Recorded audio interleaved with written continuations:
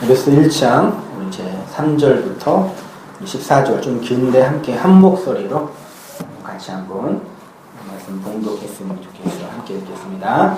찬송하리로다 하나님 곧 우리 주 예수 그리스도의 아버지께서 그리스도 안에서 하늘에 속한 모든 신령한 복을 우리에게 주시되 곧 창세 전에 그리스도 안에서 우리를 택하사 우리로 사람 안에서 그 앞에 거룩하고 흠이 없게 하시려고 그 기쁘신 뜻대로 우리를 예정하사 예수 그리스도로 말미암아 자기의 아들들이 되게 하셨으니 이는 그가 사랑하시는 자 안에서 우리에게 거저 주시는 바 그의 은혜의 영광을 찬송하게 하려는 것이라.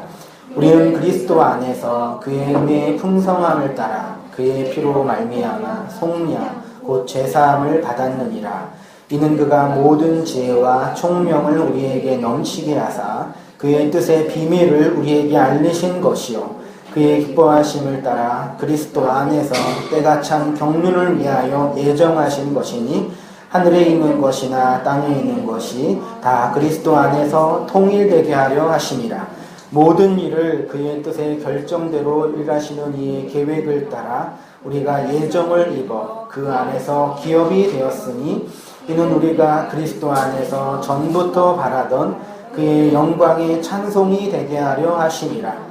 그 안에서 너희도 진리의 말씀 곧 너희 구원의 복음을 듣고 그 안에서 또한 믿어 약속의 성령으로 인치심을 받았으니 이는 우리 기업의 보증이 되사 그 얻으신 것을 속량하시고 그의 건강을 찬송하게 하려 하심이라. 아멘.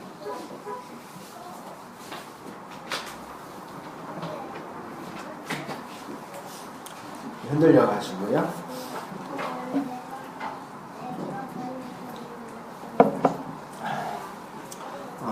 여러분 성경 에베소서를 함께 하고 있는데요. 성경은 몇 권으로 되어 있죠? 36, 39, 36? 27. 아니세요? 성경은 66권으로 납권으로 되어 있는데 근데 그게 사실은 한 권이에요. 그래서 성경을 한 권만 제대로 바르게 이해하게 되면은 성경을 한 권만 제대로 바르게 이해하게 되면은 성경 전체를 이해할 수 있어요. 제가 에베소서 강의를 통해서 하고 싶은 욕심이나 기대는 뭐냐면 이 말씀을 통해서 에베소서라는 이 성경을 공부하지만 기독교 신앙 전체를 아우를 수 있는 그러한 강의를 하고 싶은 욕심이 있고 그렇게 이제 준비하면서 정말 중노동이에요. 이런 중노동이 없으면 여러분 앞에 미안하지만 정말 힘들어요. 그러니까 말씀을 이렇게 공부하고 연구하는 것 자체가 힘든 것도 있지만 나의 부족함들을 날마다 이렇게 직면해야 되니까 정말 무식이 진짜 이렇게 돼가지고 뭘 하겠다고 하는지 항상 스스로 자괴감을 느끼는데 그런 것도 힘들어요. 근데 어쨌든 그런 과정 속에서 말씀을 공부하니까 여러분도 뭘 말씀드리고 싶냐면 여러분도 그냥 앉아서 듣기만 하시면 절대 안 돼요.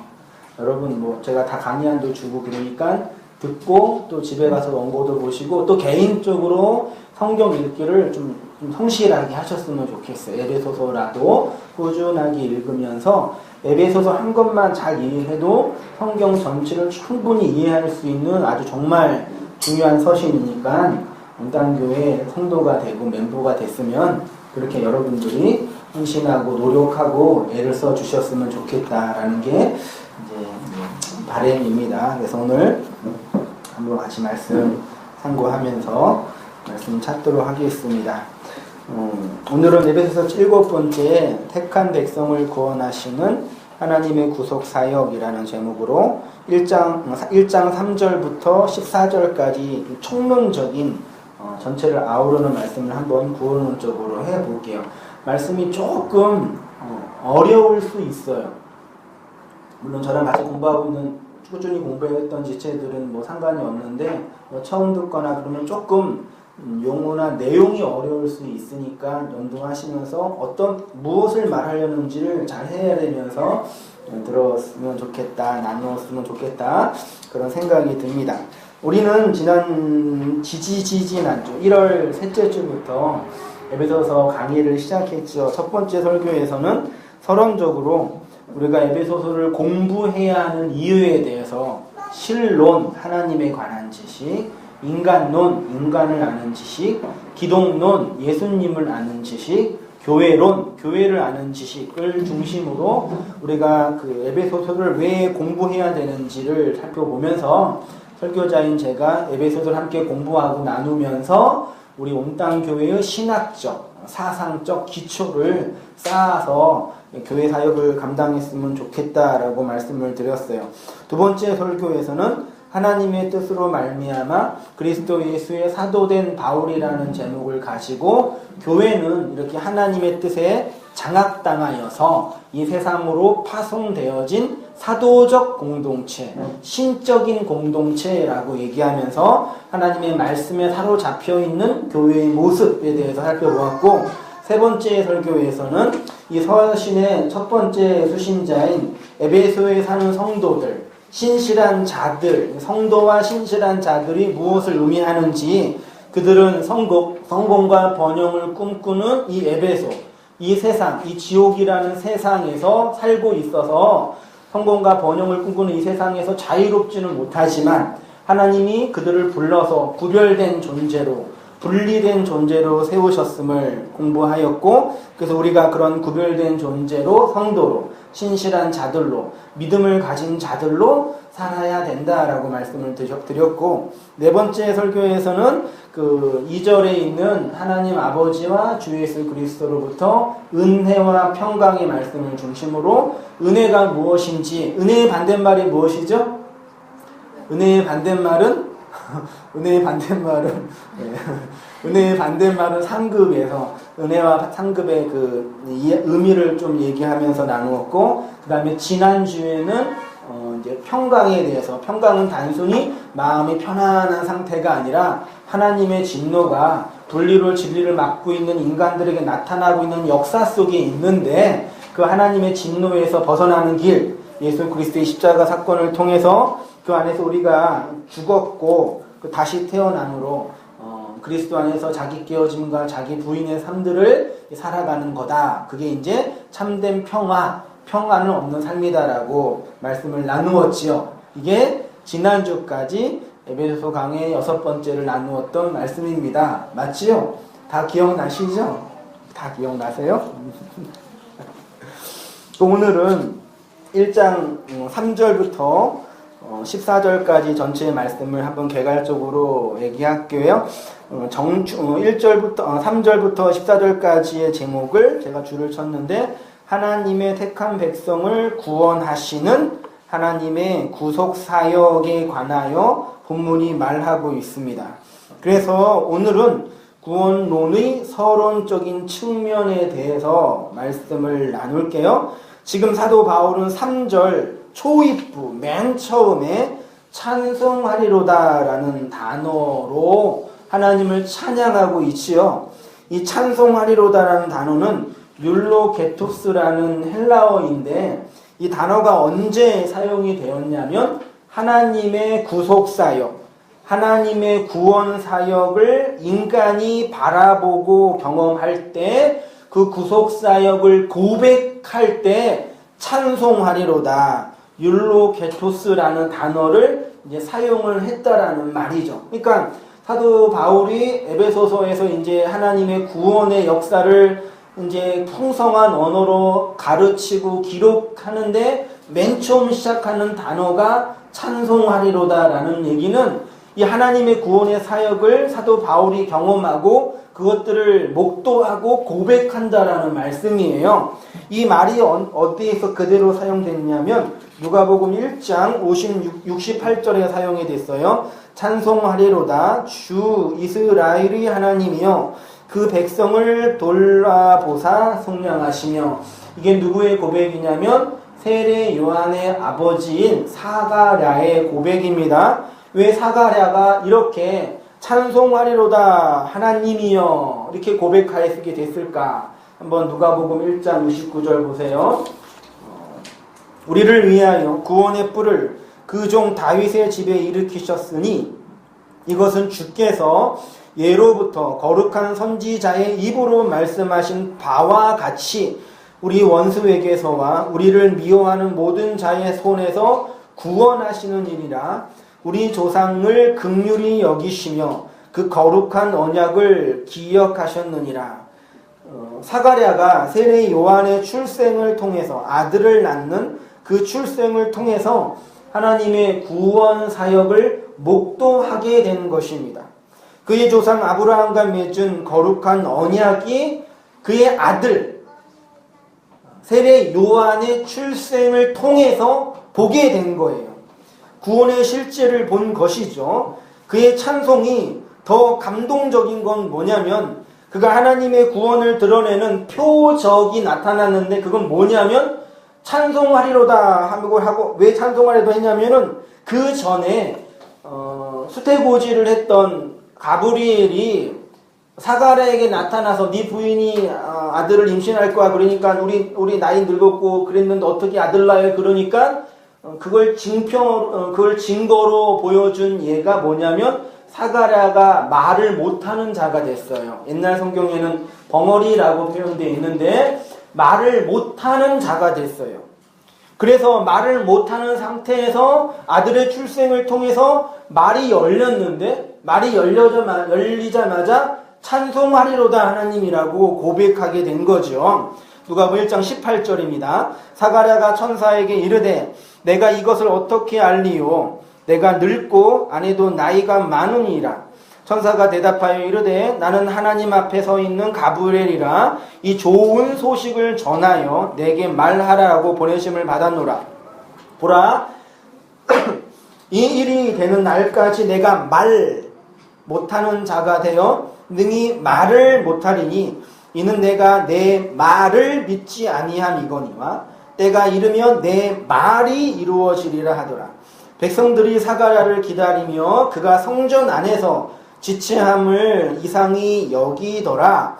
그가 와서 그들에게 말을 못하니 백성들이 그가 성전 안에서 환상을 본 줄 알았더라. 그가 몸짓으로 뜻을 표시하며 그냥 말 못하는 대로 있더니 이게 되게 중요한 워드 플레이로 되어 있어요.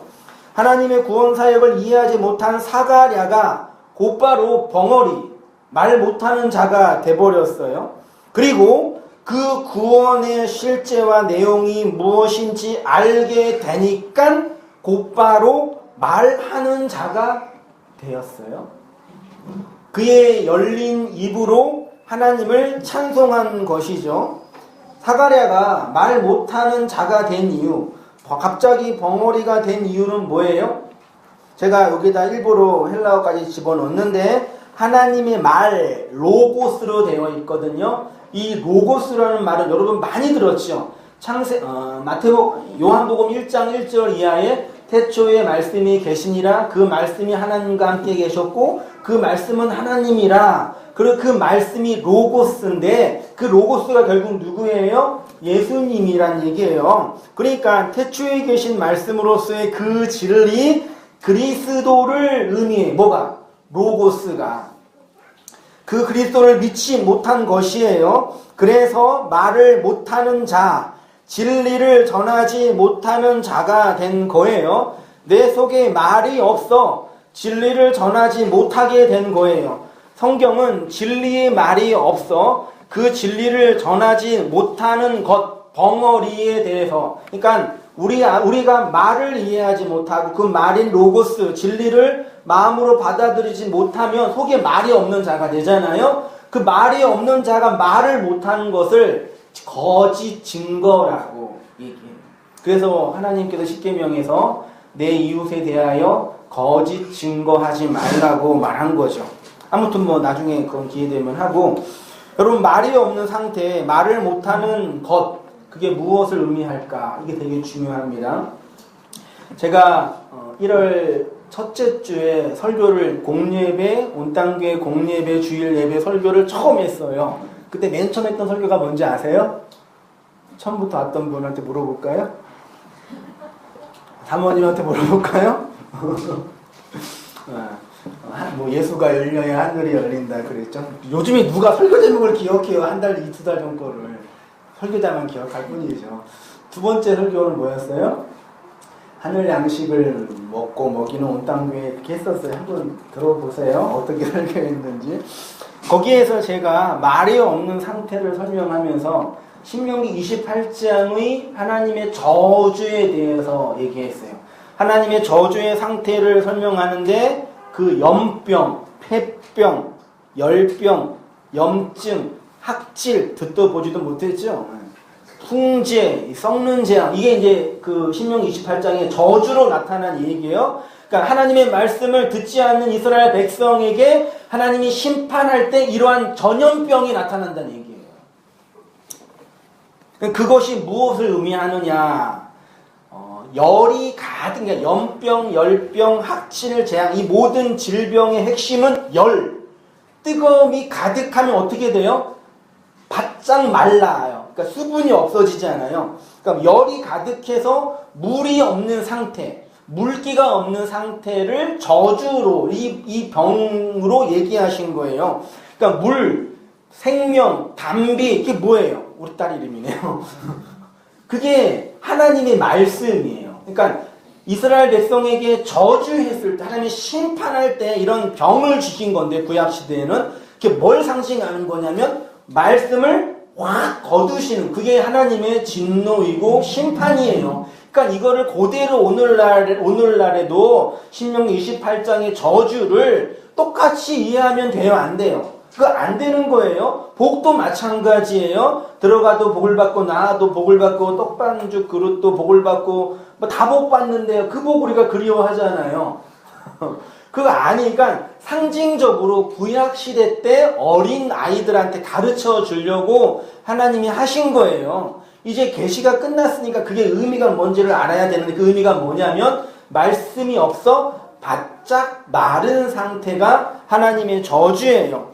말씀을 듣지 않는 이러한 하나님의 심판과 저주의 상태에 대해서 아모스가 아주 정확하게 이렇게 얘기했습니다. 아모스 8장 11절, 주 여호와의 말씀이니라. 보라, 날이 이를 치라. 내가 뭘 보낸대요? 기근, 물이 없는 거예요. 기근을 땅에 보내리니 양식이 없어 주림이 아니며 물이 없어 가람이 아니요 오직 여호와의 말씀을 듣지 못한 기갈이라. 하나님의 말씀인 로고스를 듣지 못하니까 내 안에 그 진리가 없지요. 그 진리가 없으니까 말을 못해요. 그래서 이렇게 벙어리가 되는 거예요. 그냥 말 못하는 사람이 아니라 진리를 얘기해야 되잖아요. 내 안에 진리가 없어요. 그러면 그 진리를 얘기해 못해요. 그 못해요. 그게 벙어리라고요. 말을 못하는 자요. 하나님의 말씀을 믿음으로 듣지 못한 사가랴가 그렇게 말을 못하는 자가 된 거예요. 그런데 어느 날 그 닫혔던 입이 열린 거예요. 어떻게 그런 일이 일어나죠? 그의 아들의 출생을 통해서, 아들을 낳는 것을 통해서 믿음의 실체, 로고스의 실체, 진리의 내용을 경험한 거예요. 이 아들을 낳는 게 되게 중요해요. 나중에 이제 끝에 가면 그게 무슨 의미인지 얘기할게요. 그래서 말을 할 수 있는 자가 된 거예요. 그리고 말을 했는데 첫 번째 말이 뭐라고요? 찬송하리로다. 주 이스라엘의 하나님이여, 당신이 우리의 백성을 돌아보시고 속량하셨다. 에베소서에 있는 그 구원론적인 단어와 너무나 유사하잖아요. 하나님의 구원을 찬송하게 되는 거죠. 구약에 수많은 거짓 선지자들이 있었어요. 여러분, 거짓 선지자들의 특징이 뭔지 아세요? 하나님이 주신 말이 아니라 자신들이 만들어낸 말을 한 자들이 거짓 선지자예요. 그러니까 거짓 선지자 하면 딱 생각나는 게 뭐예요? 이단들, 막 신천지 이런 거 막 사람 돈 뺏어가고 막 그렇게 막 윤리적으로 문제 있는 사람들, 그런 사람들은 거짓 선지자가 아니라 정신병자고, 거짓 선지자는 뭐냐면 하나님의 말을 받지 않고 내가 자의적으로 말을 하는 자를 거짓 선지자라고 해요. 그러면 성경은, 그래서 이제 거짓 선지자가 있으면 또 누가 있는 거예요? 거짓 교사, 거짓 목사가 있으면 거짓 성도도 있는 거죠. 가짜 성도, 거짓 교회. 거짓 선지자가 있으면 거짓 성도도 있는 거예요. 거짓 교사에게 거짓 성도가 있는 거죠. 여러분이 진리를 소유하지 못하면 여러분은 어떤 사람들이에요? 거짓 신자예요. 한성희 목사가 진리를 전하지 않으면 어떤 사람이에요? 거짓 목사예요. 착한 거짓 목사. 이해돼요? 착한 거짓 성도. 이걸 윤리와 도덕으로 이해하면 이해가 안 돼요. 그러니까 거짓, 참 이거는 여러분이 생각하는 그 윤리와 도덕과 전혀 상관이 없어요. 착하면서 거짓 선지자가 있죠. 악하면서 참된 선지자가 있어요. 이걸 잘 이해해야 돼요. 우리 목사님들끼리 이렇게 얘기하다가 그런 얘기해요. 야, 목사는 착하면 안 돼. 악랄해야 돼. 그러더라고요. 새겨 들으세요.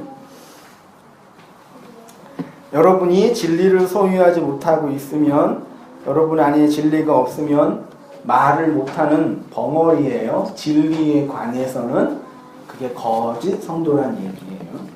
여러분 안에 로고스의 말씀, 예수로 결론되는 그 진리가 있으면 여러분은 참된 성도예요.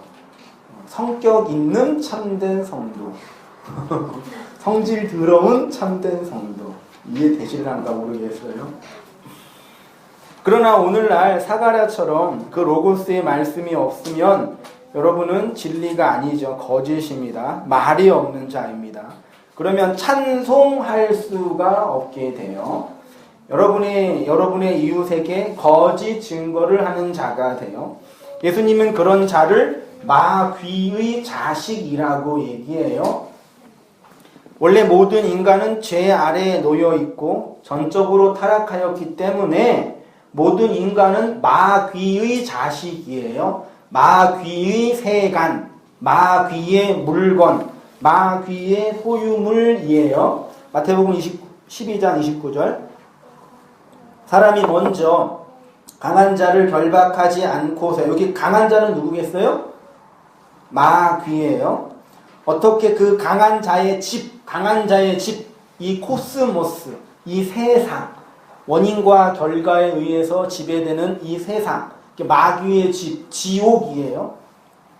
거기에 들어가 그 세간을 강탈, 그러니까 하나님이, 예수님이 영혼들을 구령하는 것을 이렇게 표현하시는 거예요. 마귀의 물건이었는데 그것들을 빼오는 것이 구원이라는 얘기예요. 에베소 2장 1절, 그는 허물과 죄로 죽었던 너희를 살리셨도다. 그때 너희는, 여러분이에요, 저예요. 그 가운데서 행하여 이 세상 풍조를 따르고 공중의 권세 잡은 자, 마귀의 쫄무라기들, 귀신이에요. 지금 불순종의 아들들 가운데서 역사하는 영이라. 보세요. 신자의 실존이 어떠합니까? 공중의 권세 잡은 자를 따라다녔어요. 마귀를 따라다녔다라는 거예요.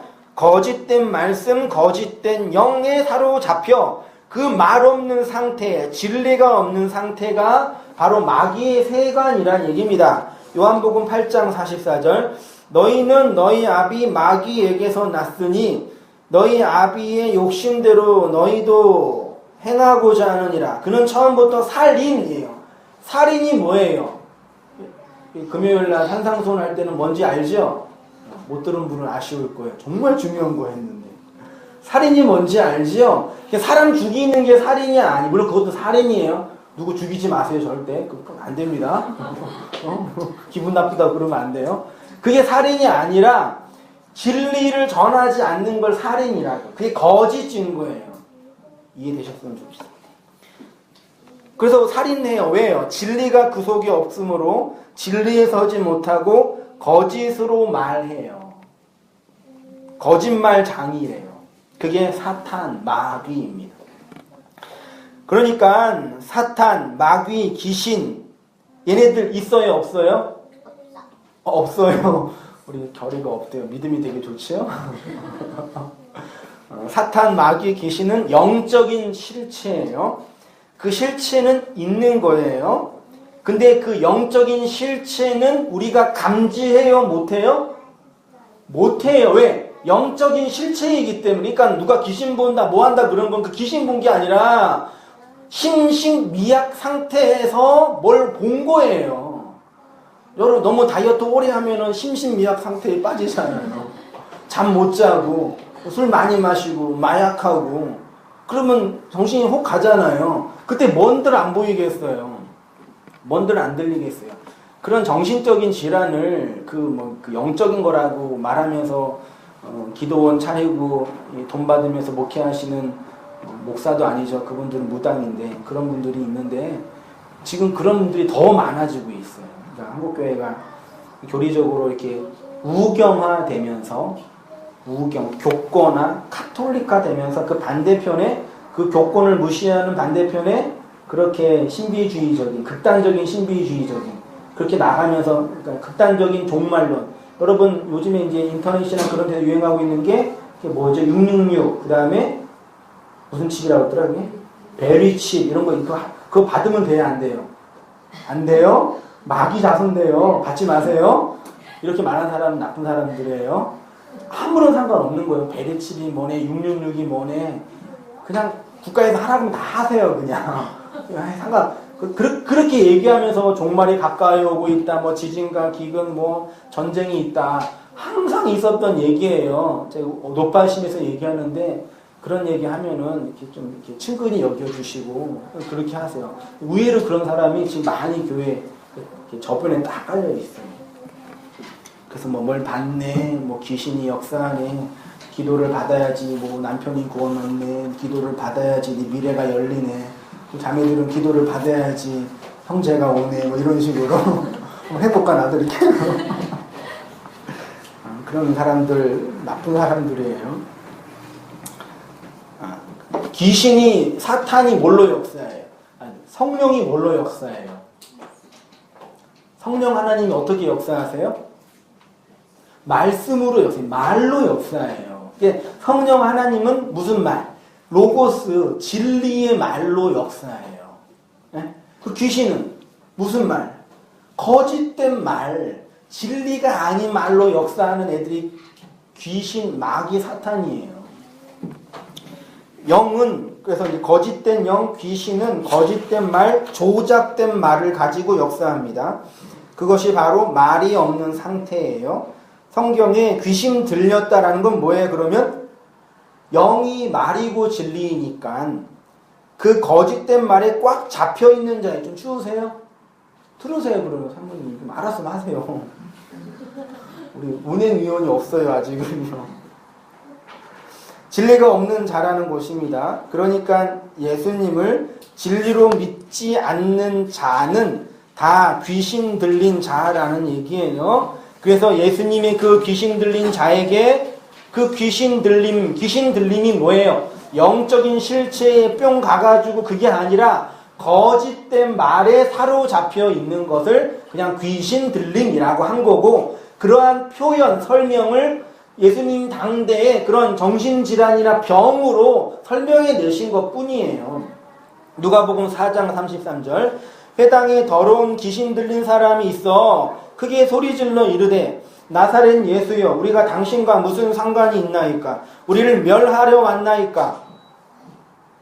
나는 당신이 누구인 줄 아노니 하나님의 거룩한 자니이다. 예수께서 꾸짖다가 설명했죠. 에피디마오라고 해서 말씀을 가르치다, 경책가다, 경계하다 이거예요. 그러니까 예수님이 꾸짖다라는 이 귀신놈 나와 이게 아니라 진리를 가르친 거예요. 축사기도에서 나사렛 예수 그리스도는 명하노니 떠나갈지어다. 무슨 귀신이 그거 듣고 떠나가요. 나도 많이 했었는데 모르고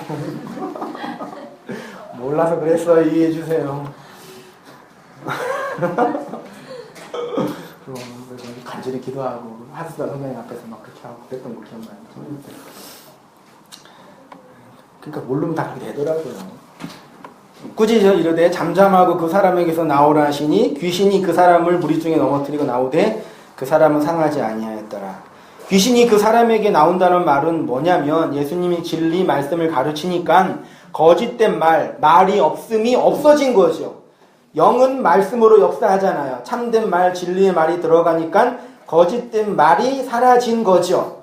그러니까 오늘날 교회에서 교회라는 이름을 걸고 점집이나 그런 데서 그렇게 귀신 가지고 하는 거는 그 자연스러워요. 맞죠? 그래서 이제 무당 중에도 A급 무당이 있긴 있어요. 이렇게 신 받아가지고 정말 잘하는 무당이 있어요. 그런 사람들은 맨날 이렇게 취업이 안 되거나 자식이 취업이 안 되거나 정치인들 막 할 때 항상 찾아간다 그러더라고요. 돈을 돈 주면서. 그런 무당이 있어요. 귀신도 역사하니까. 걔네들이 그렇게 귀신 가지고 장난치는 거는 괜찮은데 교회라는 간판을 걸고 목사라는 타이틀을 들고 그렇게 하는 거는 정말 악랄한 짓이야. 악랄한 짓. 병원 가서 몸이 아파서 병원 갔는데 이상한 약 주면서 돈 얻어먹는 그런 의사 어떻게 생각하세요? 나쁘잖아요. 그런 보다 더 심한 사람들이에요. 영혼을 가지고 장난치는 거니까. 아무튼 그래요. 오늘날 그래서 교회가 해야 할 일은 성도를 위해서 기도해주고 축복해주고 좋지요. 축복해주면 좋겠어요. 근데 그게 아니라 교회가 할 가장 중요한 일은 사회사업, 구제, 선교 요것도 아니에요. 심지어는 전도도 아니에요. 심지어는 전도해야 돼요. 지역교회가 해야 할 가장 중요한 일은 로고스의 말씀, 그 복음의 말씀, 말이 없어서 말 못하고 있는 벙어리들에게 말을 가르쳐서 은혜의 말씀을 잘 가르쳐서 말하게 해야 돼요. 말 많이 하는 게 아니라 진리를 증거하는 자로 살게 해줘야 돼요. 그게 교회가 해야 할 가장 중요한, 어떻게 해요? 하나님의 말씀을 교훈하고 책망하고 바르게 하여서 그 거짓된 말, 귀신 들림에서 내어 나와서 말씀으로 다른 사람들을 섬기고 수종둘 수 있는 일을 해야 돼요. 그래서 여러분 레포트 잘 쓰셔야 되고 성경 공부 열심히 하셔야 돼요. 다시 에베소서 본문으로 가겠습니다. 사도 바울이 삼위 하나님의 구속사역을 설명하는데 제일 먼저 무엇을 하였어요? 하나님을 찬송하고 있지요. 찬송은 감동적이고 격정적인 가락에 맞추어서 부르는 오늘날 찬양 집회에서 하는 찬송은 그 찬송이 아니에요. 지금 이 본문에서 말하는 찬송은 우리가 하나님을 찬양합시다. 찬양 인도자들이 그렇게 찬양합시다 그래서 할 때 그 찬양과 이 찬송은 전혀 상관이 없는 거예요. 전혀 상관이 없어요. 그건 그냥 노래로 좋은 노래 함께 부르는 거고 찬양이라고 말할 수 있고 그 말이 아니에요. 성경이 말하는 찬송의 본질은 하나님의 구원 사역을 직접 보고 경험한 자가 고백하는 거예요. 그래서 찬송하리로다 라고 얘기하는 거예요. 말이 없는 거짓으로 있었는데 참된 말 진리가 내 안에 들어오니까 나를 새롭게 하고 하나님의 구원 사역을 보고 알게 되니까 내 밖에서 그 구원 사역을 고백하는 게 찬송이에요. 그래서 사도 바울이 삼위 하나님의 구원의 경륜적 사역을 선포하면서 하나님을 찬송하고 있는 거예요. 성부 하나님의 구원의 그 놀라운 계획, 성자 예수님의 그 구원의 그 영광스러운 실행, 성령 하나님의 그 구원의 적용을 보고 체험해가지고 찬송하리로다 하나님이라고 고백하는 겁니다. 이런 이야기는 성경에 많이 나와 있습니다. 이사야 12장 5절 여호와를 찬송할 것은 극히 아름다운 일을 하셨으니 여호와 하나님이 행하시는 아름다운 일이 뭐겠어요? 하나님의 백성을 구원하시는 일을 하게 하시는 것. 그게 가장 아름다운 일이잖아요. 그래서 온 땅이 알게 할지어다.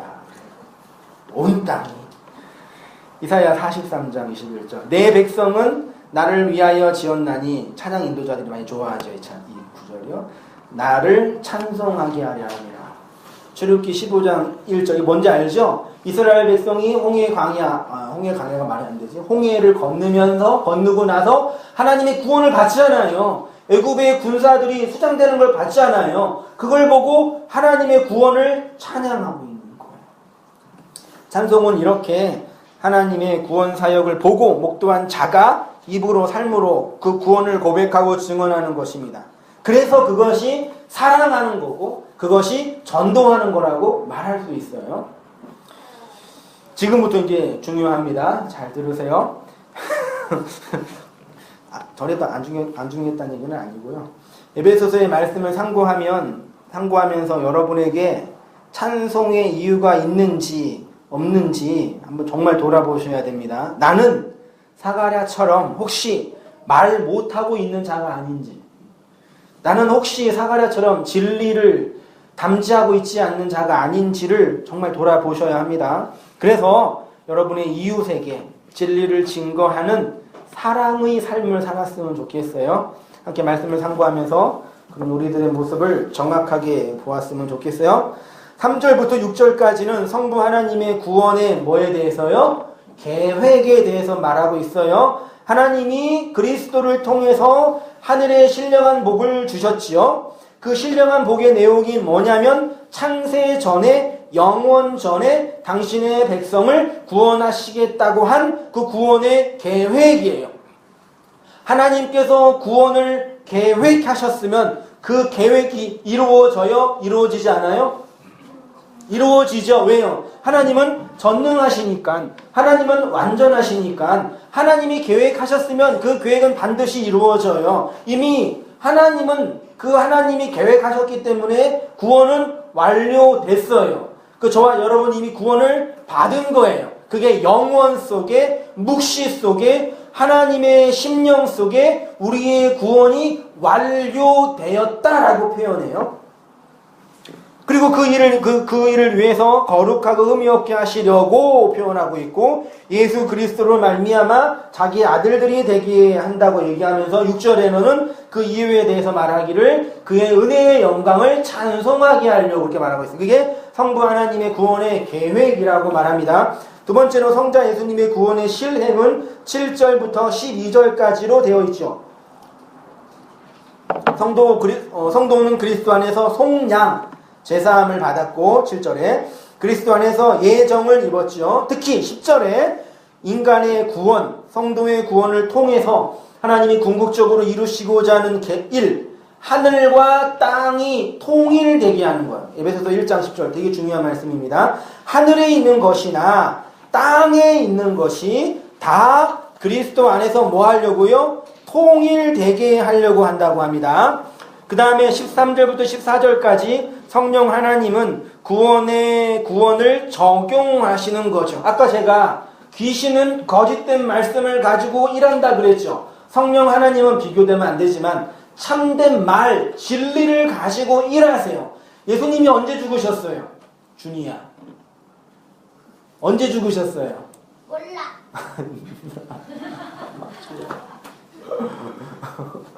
언제 죽으셨어요? 2000년 전에 예루살렘 유대 땅에서 십자가에 달려 죽으셨잖아요. 예, 그랬어요. 어쨌든 그랬어요. 죽으셨는데 예수님이 죽으신 그 사건이 어떻게 여러분에게 구원의 사건이 될 수 있어요? 2000년 전에 공간과 시간이 다른데 2000년 전에 이루신 그 사건을 나에게 적용시킨 한 분이 계세요. 누구예요? 성령 하나님 무엇을 통해서? 말씀을 통해서. 그래서 말하는 자가 있어야 돼, 반드시. 목사 좋고 뭐네, 말하는 자, 진리를 전하는 설교자, 교사, 선생이 반드시 있어야 돼요. 왜? 그래요. 그래서 성령 하나님이 구원을 말씀으로 적용시키시고 성령으로 꽝 하고 도장을 찍어주세요. 인치심이에요, 성령의. 이러한 삼위 하나님의 구원 사역에 대한 경험이 찬송의 이유가 되는 겁니다. 하늘 아버지인 성부 하나님께서, 이게 되게 중요합니다. 우리의 하늘 아버지인 성부 하나님께서 예수 그리스도를 말씀의 뭘로요? 씨로 땅의 신부인 교회에게 주셨어요. 그래서 성도인 교회가, 저와 여러분, 우리가 하늘의 신부로 말씀이라는 뭘 받아요? 씨를 받아요. 그래서 역사 속에서 그 말씀을 잉태해요. 그리고 아들로 그리스도로 출산해요. 그것이 구원이에요. 다시 설명할게요. 구원이란 뭐냐? 되게 중요한 명문장이에요. 제가 한 말은 아니고 좀 제가 갖다 붙인 건데 아무튼 그래요. 하늘의 아버지인 성부 하나님께서, 예수 그리스도를 말씀의 씨로 땅의 신부인 저와 여러분에게 주셨어요. 그 성도인 교회는 하늘의 신부로 말씀을 받는 씨를 잉태한 신부가 돼요. 그래서 아들로 그리스도로 출산을 해요. 그래서 구원이 이루어져. 그 어디죠? 그 말씀이 여기 있나? 그 말씀이 어디 있지? 디모데전서 2장 15절에 이런 말씀이 있어요. 6페이지에 있는데, 그러나 여자들이 만일 정숙함으로 믿음과 사랑과 거룩함에 거하면, 여자들은 교회에서 정숙하셔야 되고 사랑과 거룩으로 있어요. 가르치면 안 돼요. 말하지 말라고 그래요. 모자도 써야 된다. 그래서 카톨릭에서 모자 쓰잖아요. 하얀 그거. 왜 우리는 안 썼죠? 개신교니까요. 말도 안 되니까요. 여기 여자는 그냥 생물학적인 여자가 아니에요. 여자는 누구예요? 성도, 교회, 신부, 하나님의 말씀을 담지한 신부예요. 그 교회는 정숙함으로 믿음과 사랑과 거룩함으로 뭐함으로 구원 얻는데요? 해산함으로. 해산이 출산이에요. 교회는 말씀을 씨로 담지했잖아. 그것을 역사 속에서 아들로 그리스도를 출산해. 그것이 구원이라는 얘기예요. 그 창세기, 이 씨가 이제 창세기부터 계속 나타나고 있습니다. 3장 15절에 내가 너로 여자와 원수가 되게 하고 내 후손 또 여자의 후손, 이 후손이 씨예요. 씨. 히브리어로 제라라고 그러는데 씨예요. 그러니까 여자의 씨예요. 그러니까 원수가 되게 하리니 여자의 후손, 그 씨가 사탄의 머리를 상하게 한다고 말하고 있죠. 마태복음 13장 34절, 잘 알고 있는 씨 뿌리는 비유예요. 예수께서 그들 앞에 또 비유로 들어 이르시되 천국 하나님의 나라는 좋은 씨를 제 밭, 땅, 역사 속에 뿌리는 거예요. 그게 하나님 나라예요. 베드로전서 1장 23절, 너희가 거듭난 것은 썩어질 씨로 된 것이 아니오 썩지 아니할 씨로 된 것이니, 그 씨가 뭐래요? 살아있고 항상 있는 말씀이래요. 베드로전서 1장 23절에서 신부인 교회가 어떻게 거듭난다고 말하죠? 썩지 아니할 씨, 하나님의 말씀으로 거듭나요. 이 거듭나다가 헬라어로 아나겟나오라는 단어인데, 아나는 위, 하늘 그런 뜻이고 겟나오는 출생하다, 태어나다 뜻이에요. 예수님께서 요한복음 3장에서 니고데모와의 담화 중에 내가 거듭나지 아니하면은 하나님의 나라를 볼 수 없다. 그 거듭나다가 뭐예요? 아노덴인데, 아노덴은 그 위에서부터 태어나다라는 뜻이에요. 그 위, 아노덴이 위니까. 그러니까 성도가 거듭난다는 것은 다시 태어나다예요. 맞아요. 다시 태어난데, 다시 태어난다는 게 뭐냐? 니고데모처럼 엄마 뱃속에 들어가서 다시 나오는 게 아니라 하늘의 씨를 받아서 그것을 마음과 역사 속에서 잉태하여 그 말씀을 담지한 신부로 살아나는 것, 그게 거듭남이에요. 그래서 조직신학에서 구원론을 말할 때 구원의 서정이 쭉 있는데, 소명, 중생, 회개, 신앙, 칭의, 수양, 하나도 모르죠? 성화, 견익이 있으니까 중생이 거듭남이고 회심이 변화예요. 성화가 성숙이고, 거듭남이 생명을 잉태하는 거예요. 하나님의 말씀, 시인 예수 그리스도를 잉태한 자가 그리스도를 아들로 해산함으로 구원을 받는 것입니다. 그래서 성경은 아들이 있는 자에게는 생명이 있고 하나님의 아들이 없는 자에게는 생명이 없대. 요한일서 5장 12절. 아들이 있는 자에게는 생명이 있고 하나님의 아들이 없는 자에게는 생명이 없느니라. 그래서 아들이 반드시 있어야 돼요. 남자 나라는 얘기가 아니에요. 그 아들이 누구냐면 창세기 3장 15절부터 그렇게 예언된 여인의 후손 언약의 씨 예수 그리스도예요. 말씀으로 내 역사 속에 오셔서 땅인, 밭인 내 마음에 들어와 나를 장악하고 식민지하여서 결국 아들을 낳게 하는 것, 그게 구원이고 교회라는 얘기입니다. 에베소 1장 10절 다시 볼게요. 하늘에 있는 것이나 땅에 있는 것이 다 그리스도 안에서 뭐한대요? 통일이죠. 하늘과 땅, 천과 지가 어떻게 통일되죠? 그리스도 안에서요. 그리스도는 누구라 그랬죠? 말씀의 씨로 오셔서 십자가에서 죽으시고 부활하여 영으로 말씀으로 누구 안에 들어왔어요? 내 안에 들어왔잖아요. 그 예수가 아들로 출산되어 교회의 아들인 그리스도가 되는 것. 그래서 교회는 아들인 그리스도를 해산함으로 구원을 받는 거예요. 계시록 12장 5절 아래에 여자가 아들을 낳으니 여자가 아들을 낳았대요. 교회가 아들을 낳은 거예요. 장차 철장으로 만국을 다스릴 남자예요. 아들을 낳았대요. 예수님을 교회가 낳은 거예요. 그래서 구원 얻습니다. 그래서 이제 인간뿐만 아니라 모든 피조물이 하나님의 아들이 나타나는 것을 기다리고 있는 거예요.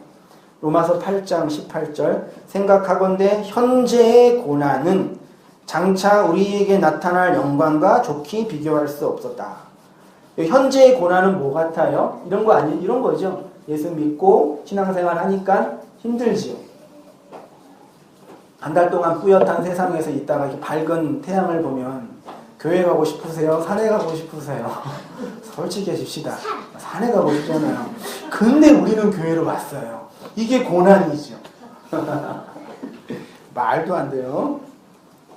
그렇게 이해하고 있어요, 우리가요. 피조물이 고대하는 바는 하나님의 아들들이 나타나는 것. 하나님의 아들이 나타나야 하늘과 땅이 하나가 돼요. 천과 지가 하나가 돼요. 구원이 완성이 된다는 얘기예요. 하나님의 아들들이 나타나야 하늘과 땅이 그리스도 안에서 통일되는 거예요. 바울이 말하는 현재의 고난은 무엇이냐면 이 세상에서 당하는 육체적인 고난을 의미하는 것이 아니라 하늘의 씨를 말씀으로 잉태한 신부인 교회가 당하는 고난이에요. 여인이 임신을 하고 있으면 힘들지요. 그치요? 남자 보기에 그래요. 생명이 뱃속에 있어서 자라는 것 자체가 고난이잖아요. 그것을 말하고 있는 거예요. 그런데 그 고난은 무엇과 비교하면 아무것도 아니죠? 자녀가 건강하게 나오면 그 임신의 고통이 출산의 고통이 아무것도 아니래잖아요. 저는 뭐 한 번도 출산한 적 없어서 모르지만 학자들의 표현에 의하면 세상에서 가장 큰 고통 중에 하나가 출산의 고통이래요. 출산의 고통 총량으로 비교를 하면 총상과 비슷하다고 그러더라고요. 근데 그 여인이 그 아이를 낳을 때는 이제 그 아이 아빠 이제 죽이려고 그러고 머리채 뜯으려고 그러고 그래서 하는 말이 다시는 안 낳아 그래요. 근데 누구는 셋이나 낳잖아요. 그 왜 그런지 알아요? 낳을 때 너무 힘든데 시간 지나면 까먹는데요, 고통을. 그래서 또 낳는 거래요. 뭐가 여기까지 나왔지? 그런 것처럼 하나님의 말씀을 담지한 신부인 저와 여러분들이 역사 속에서 아이를 임신하고 있으면 아무것도 못해요. 예. 술을 마음대로 먹겠어요. 운동을 심하게 했겠어요. 뭐 커피도 제대로 못 마셔. 약도 제대로 못 먹잖아요. 다 불편해. 그게 고난이란 말이에요. 말씀을 담지한 신부가. 근데 아들로 출산하면 그게 영광이에요. 저는 이 땅의 신부인 교회가 우리가 하늘의 씨를 잉태하여 담지하고 있는 것은 고통스러운 일이잖아요. 아프고 잠도 못 자고 입덧도 하고 쉬이 지치고 임신하지 않는 사람과 비교하면 참 불편합니다. 그래서 요즘에 여자들이 결혼도 늦게 하고 아이도 안 낳으려고. 왜? 내가 아프고 힘드니까 불편하니까 그런 분위기 같더라고요, 느낌은요. 그런데 그 뱃속에 자란 생명이 건강하게 출산하면 영광이고 그게 이제 현재의 고난은 장차 나타날 영광과 비교할 수 없다. 그 표현이란 얘기예요. 이해되시죠? 애 낳자 그 얘기 아니에요. 결혼하자 그 얘기 아니에요. 잘못 이해하시면 안 돼요.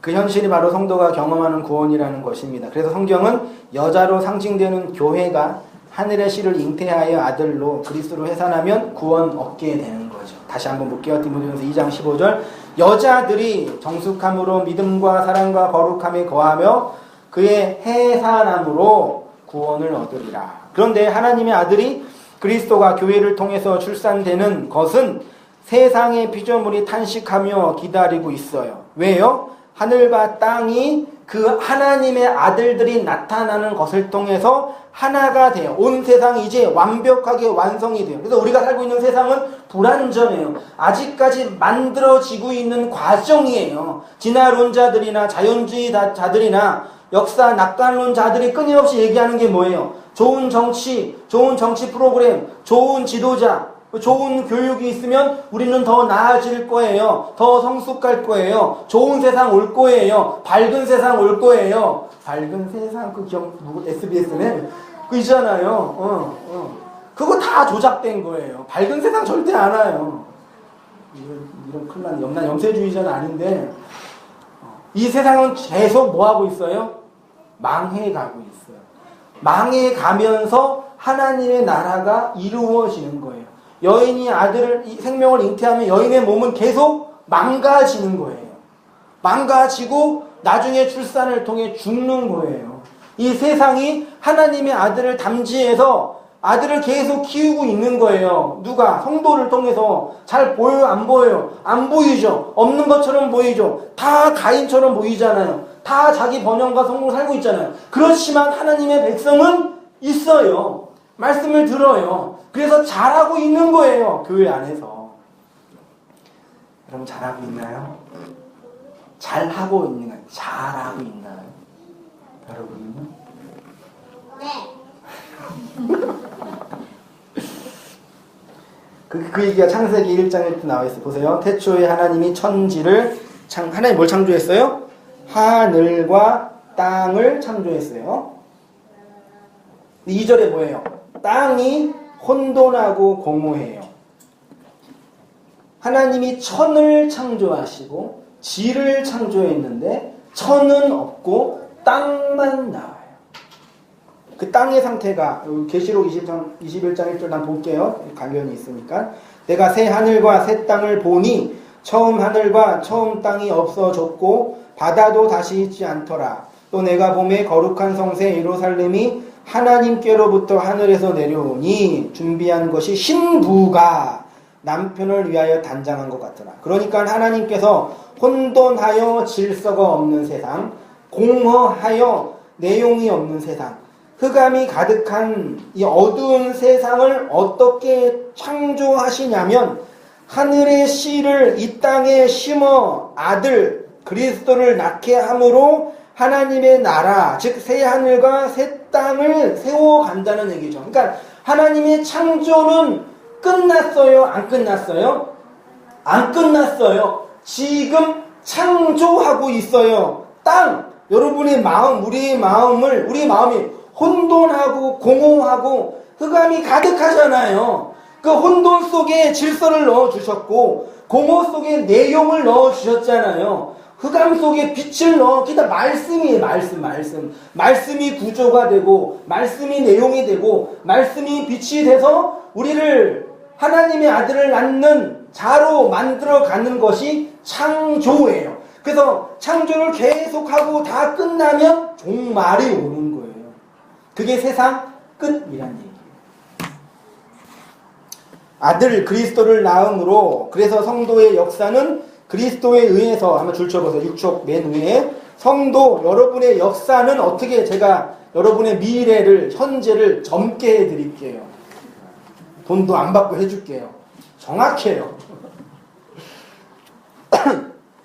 그리스도에 의해서 그 말씀에 장악당하여 끌려가게 됩니다. 나타나게 되는 것이에요. 그래서 하나님의 말씀을 잉태한 신부인 성도는 절대로 자기 마음대로 못 삽니다. 임신한 처자가 자기 마음대로 살아요?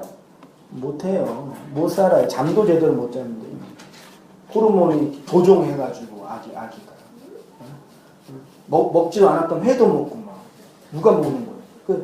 그 담비가 먹었던 거예요. 알 사람만 아실 거예요.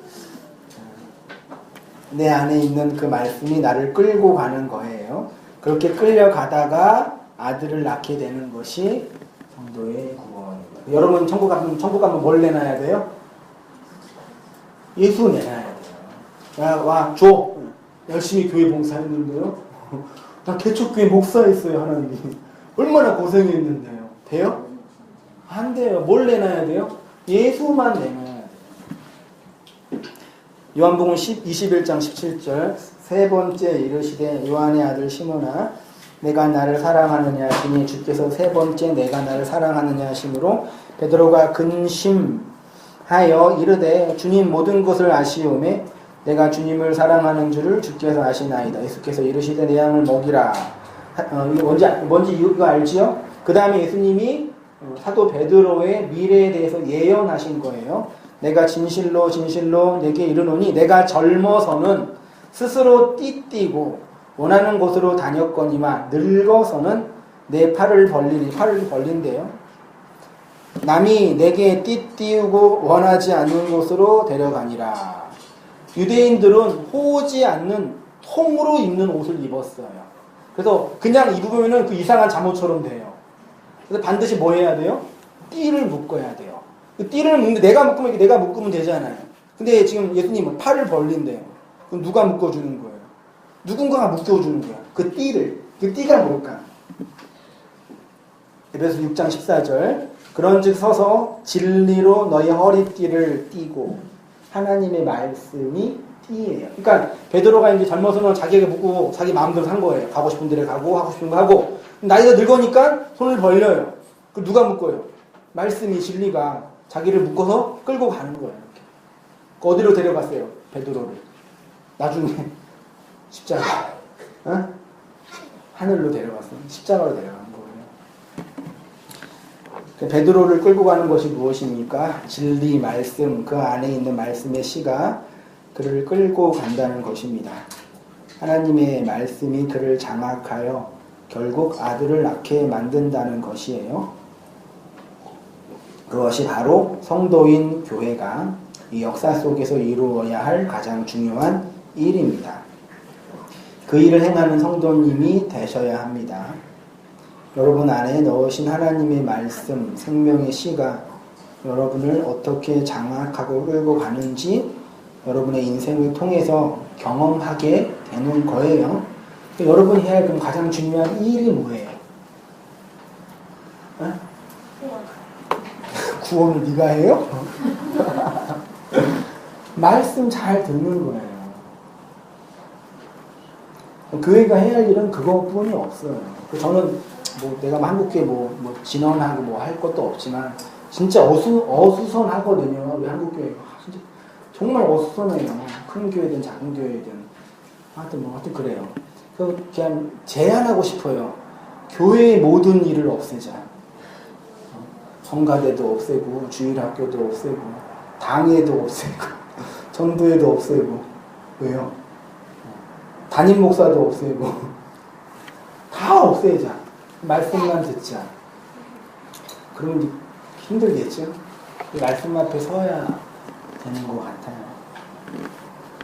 그래서 여러분이 말씀 그리스도를 통해서 성령 하나님의 역사 안에서 하나님의 말씀을 잘 듣는 그런 본당교회 성도님 되시기를 부탁을 드립니다.